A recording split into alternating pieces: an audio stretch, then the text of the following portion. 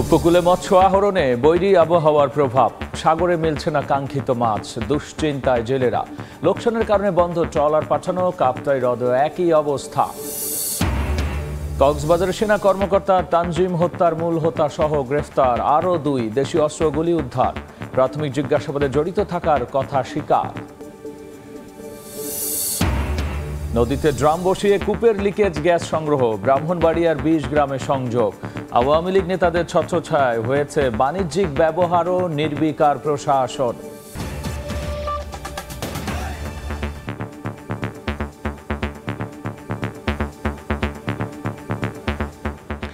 আমন্ত্রণ আমাদের নিয়মিত আয়োজন বিভাগীয় সময়। থাকছি সপ্তাহের 7 দিন ভিন্ন ভিন্ন বিভাগের সংবাদ নিয়ে।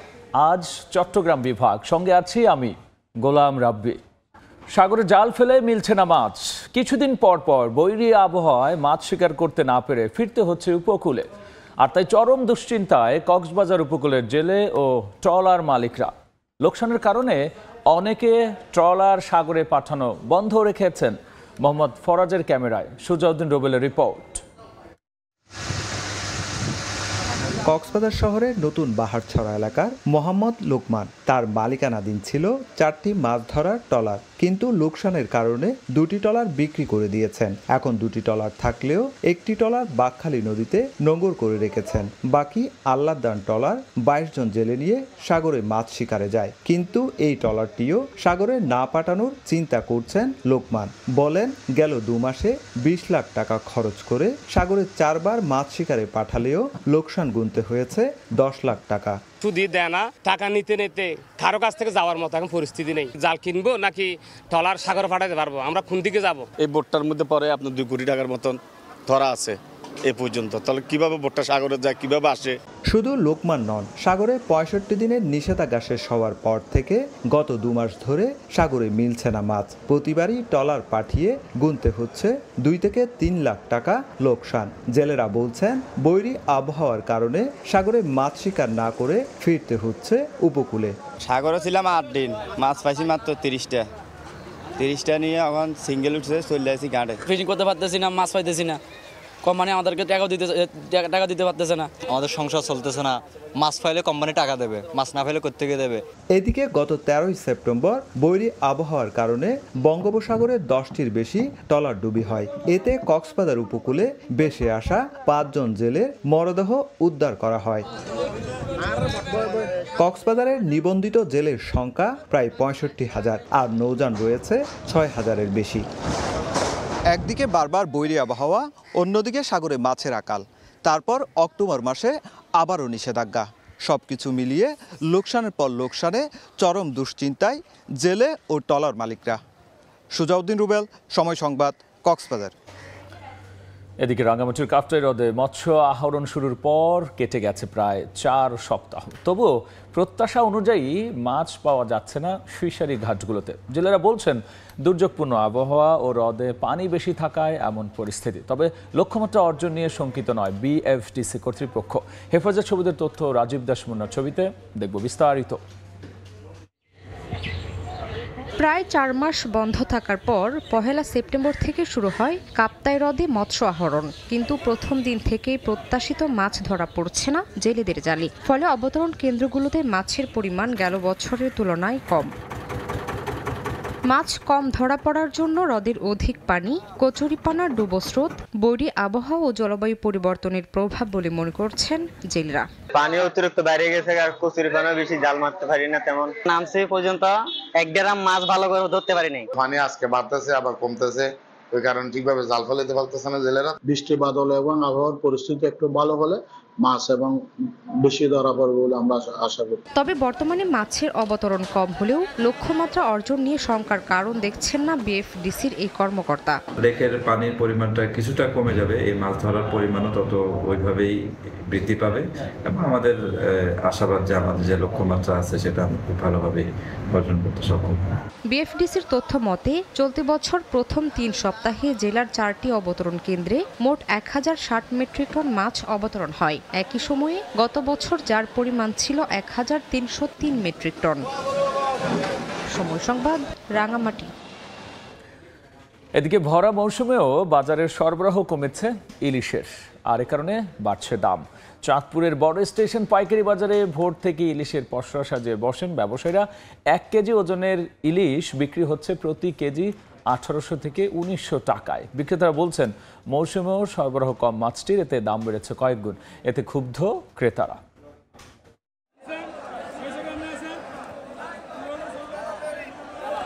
এবার জানাবো অন্যান্য খবর। কক্সবাজারে সেনা কর্মকর্তা লেফটেন্যান্ট তানজিম সারওয়ার নির্জন হত্যাকাণ্ডের মূল হোতা সহ 2 জনকে গ্রেফতার করেছে যৌথ বাহিনী।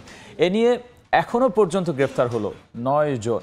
ভোরে চকরিয়ার মধ্যম কাহারিয়া ঘোনা এলাকায় যৌথ অভিযান চালায় পুলিশ, র্যাব ও সেনা সদস্যরা। এ সময় তানজিম হত্যাকাণ্ডের মূল হোতা নাসির উদ্দিন ও তার সহযোগী এনামকে গ্রেফতার করা হয়। তাদের কাছ থেকে উদ্ধার করা হয় 2টি দেশীয় অস্ত্র ও 3 রাউন্ড গুলি। প্রাথমিক জিজ্ঞাসাবাদে গ্রেফতারকৃতরা হত্যাকাণ্ডে জড়িত থাকার কথা স্বীকার করেছে। 23 সেপ্টেম্বর ডাকাতের ছুরিকাঘাতে নিহত হন সেনা কর্মকর্তা তানজিম সারওয়ার।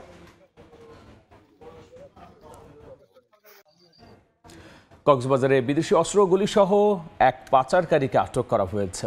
ভোরে গোপন সংবাদের ভিত্তিতে টেকনাফ উপজেলার মুন্ডাডেইল গ্রামে মোহাম্মদ শহীদের বাড়িতে অভিযান চালায় কোস্টগার্ড। এ সময় শহীদ পালানোর চেষ্টা করলে তাকে আটক করা হয়। পরে তার ঘর থেকে উদ্ধার করা হয় একটি বিদেশি G3 রাইফেল ও 8 রাউন্ড গুলি। তার বিরুদ্ধে টেকনাফ থানায় মামলা দায়ের করে পুলিশে সোপর্দ করা হয়। চট্টগ্রামে ছাত্রদল, যুবদল ও স্বেচ্ছাসেবক দলের আয়োজনে সমাবেশে আসতে শুরু করেছেন নেতাকর্মীরা। এই মুহূর্তে নগরীর ইন্টারন্যাশনাল কনভেনশন সেন্টারে আছেন রিপোর্টার শফিকুল আলম। সরাসরি যাচ্ছে তার কাছে।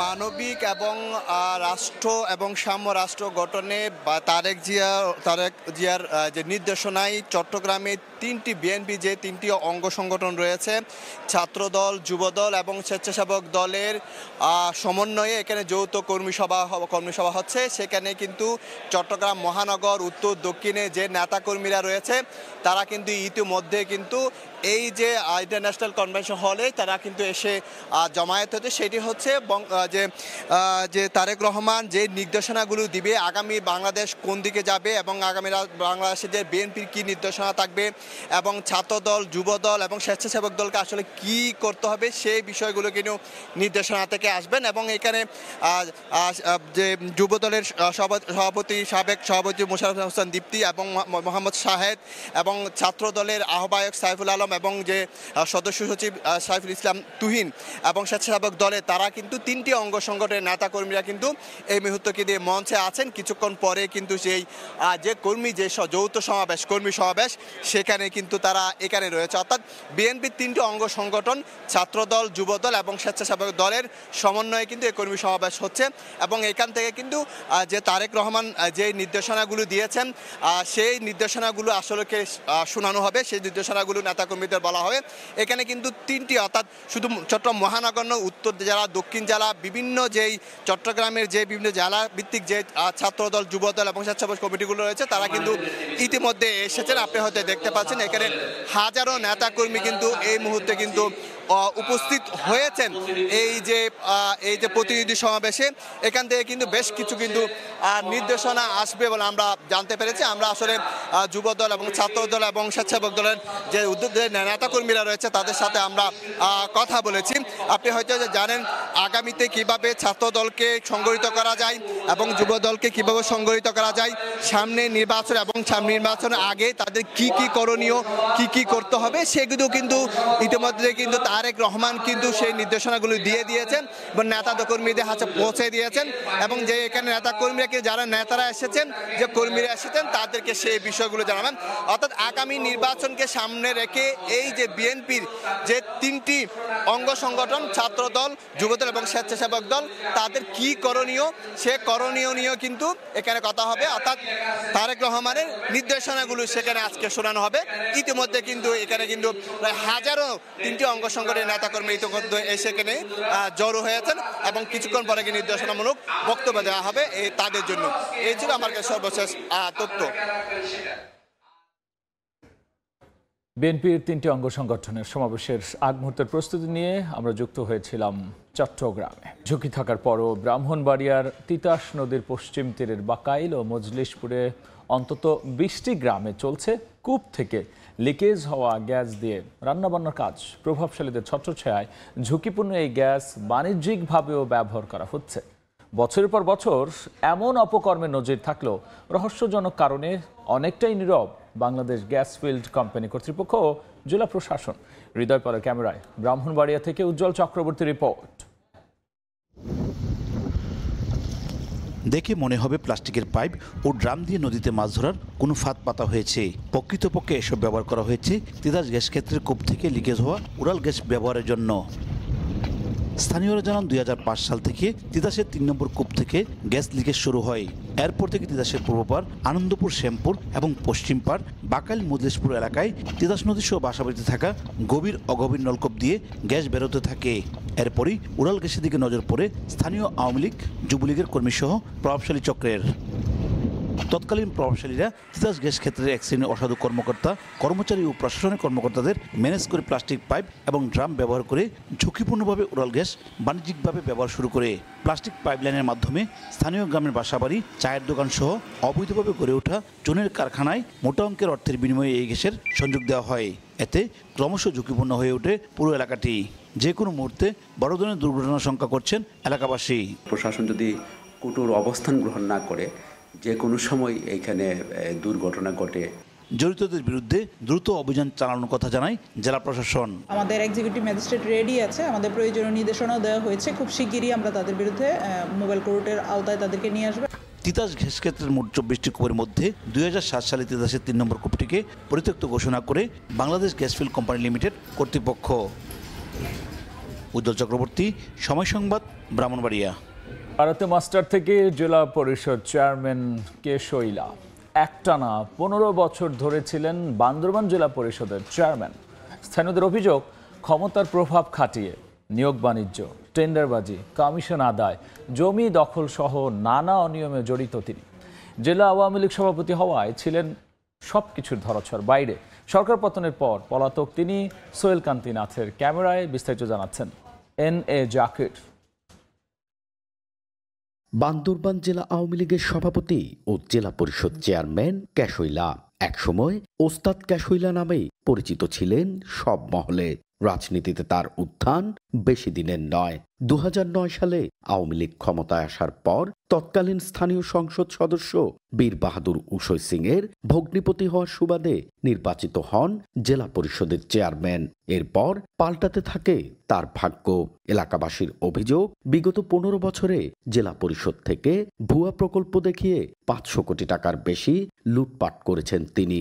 এছাড়াও নিয়োগ বাণিজ্য, টোল পয়েন্ট ইজারা, বাজার ফান্ডের প্লট বরাদ্দ, জায়গা দখল, পার্টনারশিপে ঠিকাদারি করে কামিয়েছেন বিপুল অর্থ। শহরের কালাঘাটা এলাকায় সরকারি টাকায় পাহাড় কেটে গড়ে তুলেছেন আলিশান বাংলো বাড়ি। জেলার বিভিন্ন জায়গায় রয়েছে তার 500 একরের বেশি জায়গা। ঢাকা শহরেও রয়েছে বেশ কয়েকটি ফ্ল্যাট। এমনকি টাকা পাচার করে ছেলের শ্বশুর বাড়ি থাইল্যান্ডেও বাড়ি কিনেছেন বলেও রয়েছে অভিযোগ। অবৈধভাবে অর্জিত এসব সম্পদ বাজেয়াপ্ত করে শাস্তির দাবি স্থানীয়দের। দলীয় দাপট দেখিয়ে সাধারণ মানুষকে হয়রানি করত। অবৈধভাবে মানুষের জায়গা জমি জোর দবস্তি করে দখল করে নিয়েছেন। পরে 100 জন লোকের জায়গা আছে, সেই জায়গাগুলো উসেলাবান্তের পরে সেই জায়গাগুলো এসে নিজে দখল করে ভোগ করতেছে। দুদকের মাধ্যমে তদন্ত করে আইনের আওতায় আনার দাবি দুর্নীতি প্রতিরোধ কমিটির। দুর্নীতি কমিশন তাদের নিজস্ব উদ্যোগে যদি এটা তদন্ত করা হয় তাহলে অবশ্যই এই দুর্নীতিবাজরা ধরা পড়বে এবং তাদেরকে সঠিকভাবে বিচার আওতায় আনা যাবে। গত 5 আগস্ট সরকার পতনের পর পলাতক রয়েছেন জেলা পরিষদ চেয়ারম্যান ক্যাশৈলা। তার নামে এ পর্যন্ত 5টি মামলা হয়েছে। এন.এ. জাকির, সময় সংবাদ, বান্দরবান। পড়ে যাওয়া ভবন, ভেঙে যাওয়া মনোবল আর নানামুখী সংকট নিয়েই অপরাধ দমনে ঘুরে দাঁড়ানোর চেষ্টা করছে পুলিশ। সীমিত সম্পদ নিয়ে চট্টগ্রাম নগরীর 16টি থানায় পুরো দমে চলছে তাদের কার্যক্রম। লুট হওয়া বাকি অস্ত্র উদ্ধার ও নগরবাসীকে নিরাপদ রাখতে অভিযান চালিয়ে যাচ্ছে সিএমপি। স্বাক্ষর টুকু ক্যামেরায় দেখব কমলদের রিপোর্ট। একেবারে পুরে কালো হয়ে যাওয়া কোতোয়ালি থানার সার্ভিস ডেলিভারি সেন্টারের এই জনাকীর্ণ দৃশ্য বলে দেয় ইমেজ হারানো পুলিশের প্রতি সাধারণ মানুষের আস্থা আবারও ফিরতে শুরু করেছে। নানা সমস্যা নিয়ে প্রতিকারের আশায় আবারও তারা ছুটছেন পুলিশের কাছে।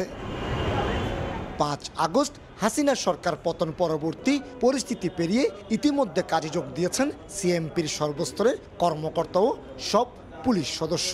থানার ভারপ্রাপ্ত কর্মকর্তারাই সার্ভিস ডেলিভারি সেন্টারে বসে সেবা দিচ্ছেন সাধারণ মানুষের। অপরাধ এবং অপরাধজনিত ভীতি দুটোই আমরা দূর করব চট্টগ্রাম নগরী থেকে। পুলিশরা অ্যাক্টিভলি কাজ করছে এবং রেগুলার আমাদের যে অভিযান অব্যাহত আছে। এই অবস্থায় হারানো ইমেজ ফিরিয়ে আনতে পুলিশের নানা পর্যায়ে চলছে মনোবল ফেরানোর কাজ। প্রত্যেকটা বিষয়টা আসলে আমরা অর্গানাইজ করার জন্য চেষ্টা করছি, যাতে করে আমাদের যে ভুল ত্রুটিগুলো ছিল বা যে গ্যাপগুলো ছিল সেগুলো যাতে আমরা না থেকে। সরকার পতনের দিনেই চট্টগ্রাম মেট্রোপলিটন পুলিশের সদর দপ্তর, 16 থানা, ফাঁড়ি এবং ট্রাফিক বক্স সহ গুরুত্বপূর্ণ 29টি স্থাপনা ক্ষতিগ্রস্ত হয়। সাধারণ মানুষের আস্থা ফেরাতে প্রাণান্তকর চেষ্টা চালিয়ে যাচ্ছে চট্টগ্রাম মেট্রোপলিটন পুলিশ। সপ্তাহে অন্তত 2 দিন স্বয়ং পুলিশ কমিশনার এবং উপকমিশনাররা কথা বলতে চায় সাধারণ মানুষের সাথে, আর তাই চালু করা হয়েছে ওপেন হাউস ডে। কমল দে, সময় সংবাদ, চট্টগ্রাম। নির্মাণের 4 বছর না হতেই দেবে গেছে খাগড়াছড়ির চেঙ্গি নদীর ওপর নির্মিত সুরেন্দ্র মাস্টার পাড়া সেতু। ঝুঁকি নিয়ে চলাচল করছেন 15 গ্রামের 10 থেকে 12 হাজার মানুষ। স্থানীয়দের অভিযোগ, সেতু নির্মাণে নিম্নমানের উপকরণ ব্যবহার করায় ঘটেছে এমন বিপত্তি। তবে অভিযোগ অস্বীকার করে সহকারী প্রকৌশলী বলছেন, অতিবৃষ্টির কারণে দেবে গেছে সেতুটি। জিতেন বড়ুয়ার পাঠন তথ্য ও ছোটন বিশ্বাসের ছবি নিয়ে রিপোর্ট। খাগড়াছড়ি সদর উপজেলার চেঙ্গি নদীর উপর নির্মিত সুরেন্দ্র মাস্টারপাড়া সেতু। 2 প্রান্ত ঠিক থাকলেও দেবে গেছে সেতুর মাঝের অংশ। উপজেলা সদরের সঙ্গে ভাইবোন ছড়া ইউনিয়নের 15টি গ্রামের যোগাযোগ সহজ করতে 2020 সালে চেঙ্গি নদীর উপর নির্মাণ করা হয় সুরেন্দ্র মাস্টারপাড়া সেতু। এটি নির্মাণে কাজ পায় কৈলাস ত্রিপুরা নামে এক ঠিকাদার। বিগত বন্যায় হঠাৎ সেতুর মাঝখানে 3 নম্বর পিলার দেবে যায়, ফাটল ধরে সেতুর মাঝের 2 অংশে। এই অবস্থায় ঝুঁকিপূর্ণ সেতু দিয়ে প্রতিদিন 10 থেকে 12 হাজার মানুষ পারাপার হচ্ছে। কৃষিপণ্য পরিবহনে দেখা দিয়েছে চরম দুর্ভোগ। স্থানীয়দের অভিযোগ, নিম্নমানের উপকরণ ব্যবহার করায় 4 বছর যেতে না যেতেই দেবে গেছে সেতুটি।